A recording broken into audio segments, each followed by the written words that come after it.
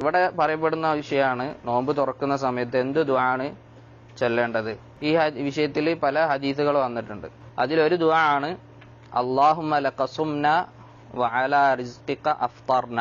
അല്ലാഹുവേ, നിനക്ക് വേണ്ടി ഞങ്ങൾ നോമ്പെടുത്തു, നിന്റെ റിസ്ക് കൊണ്ട് ഉപജീവനം കൊണ്ട് ഞങ്ങൾ നോമ്പ് തുറന്നു. ഇത് രണ്ട് ലഫ്ളിൽ വന്നിട്ടുണ്ട്. ഇത് സുംന എന്നുള്ളതിന് പകരം സുംതു എന്ന് വന്നിട്ടുണ്ട്. അതുപോലെ തന്നെ അഫ്തർന എന്നുള്ളതിന് അഫ്തർതു എന്ന് വന്നിട്ടുണ്ട്. ഇത് ഞങ്ങൾ എന്നുള്ളതിന് പകരം ഞാൻ എന്ന് വന്നിട്ടുണ്ട്. അപ്പൊ നമ്മൾ ആദ്യം പറഞ്ഞിട്ടുള്ള അല്ലാഹുമ്മ ലഖസുംന വഅലാ റിസ്ഖിക അഫ്തർന എന്ന് പറഞ്ഞിട്ടുള്ള ഹദീസ് ഉദ്ധരിച്ചിട്ടുള്ളത് ഇമാം ദാറുഖുത്നി റഹിമഹുല്ലാഹ് ഇബ്നു അബ്ബാസ് റളിയല്ലാഹു അൻഹുവിന്റെ ഹദീസായിട്ട് ഉദ്ധരിച്ചിട്ടുണ്ട്. ഹദീസ് ദഈഫാണ്. അതില് ഈ ഹദീസിന്റെ സനദില് നിവേദന പരമ്പരയിൽ അബ്ദുൽ മലിക് ബിൻ ഹാറൂൻ എന്ന് പറഞ്ഞിട്ടുള്ള വ്യക്തിയുണ്ട്.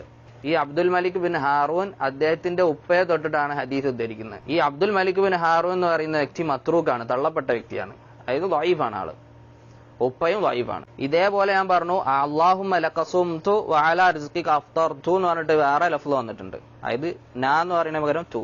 അനസ് ബിൻ മാലിക് റളിയല്ലാഹു അൻഹുവിന്റെ ഹദീസാണ്, അതും ദഈഫാണ്. അനസ് റളിയല്ലാഹുവിന്റെ ഹദീസിനുള്ള പ്രശ്നം ഹദീസ് പരമ്പരയിൽ ഇസ്മായിൽ ബിൻ അമർ എന്ന് പറഞ്ഞിട്ടുള്ള വ്യക്തിയുണ്ട്. അദ്ദേഹം ദഈഫാണ് ഹദീസിൽ. അതുപോലെ തന്നെ ദാവൂദ് ബിൻ അസ്സിബ്രിഖാൻ, ഇദ്ദേഹം മത്രൂക്കാണ്, തള്ളപ്പെട്ട വ്യക്തിയാണ്, ഹദീസ് സ്വീകരിക്കില്ല. അപ്പൊ ചുരുക്കി പറഞ്ഞാൽ നമുക്ക് വേണ്ടത് എന്താണ്? അല്ലാഹുമ്മ ലഖസുംതു അലാ റിസ്ഖിക അഫ്തർതു അല്ലെങ്കിൽ അല്ലാഹുമ്മ ലഖസുംന വഅലാ റിസ്ഖിക അഫ്തർന, രണ്ടും ദഈഫാണ്.